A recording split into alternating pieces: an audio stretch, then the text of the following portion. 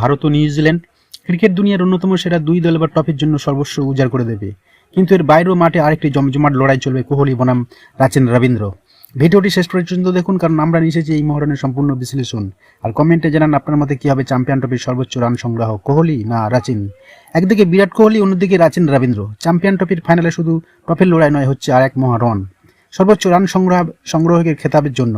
রাচিন কি ধরে রাখবেন তার শীর্ষস্থান, নাকি কোহলি খেলবেন এক ম্যাচ উইনিং ইনিংস? চলতি চ্যাম্পিয়ন ট্রফির সেমিফাইনালে সর্বোচ্চ রান সংগ্রহের নিরিখে 1 নম্বরে রয়েছেন ইংল্যান্ডের ওপেনার বেন ড্যাকেট।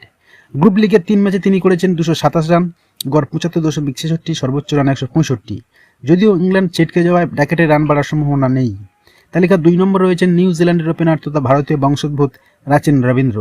বাংলাদেশ ও দক্ষিণ আফ্রিকার বিরুদ্ধে 17 রান তার 4 ম্যাচে সংগ্রহ 226, গড় 75.33, সর্বোচ্চ রান 112, স্ট্রাইক রেট 103.66। তালিকা 3 নম্বরে রয়েছেন ইংল্যান্ডের আরেক তারকা ক্রিকেটার জো রুট। 3 ম্যাচে তিনি করেছেন 225, গড় 75, স্ট্রাইক রেট 95.56 এবং সর্বোচ্চ রান 120।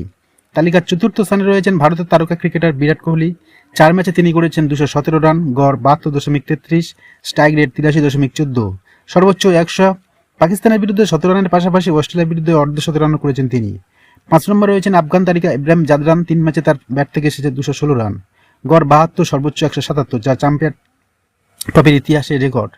তাহলে কে জিতবে সর্বোচ্চ রান সংগ্রহের শিরোপা? তাহলে বিরাট কোহলি নাকি রাচিন রবীন্দ্র? দুজনের ফর্ম দুর্দান্ত, তবে চাপের মুখে ম্যাচে পারফর্ম করাই আসল চ্যালেঞ্জ। ভারতীয় ভক্তরা চাইবে বিরাট কোহলি ফাইনালে এক ম্যাচ উইনিং ইনিংস খেলুন,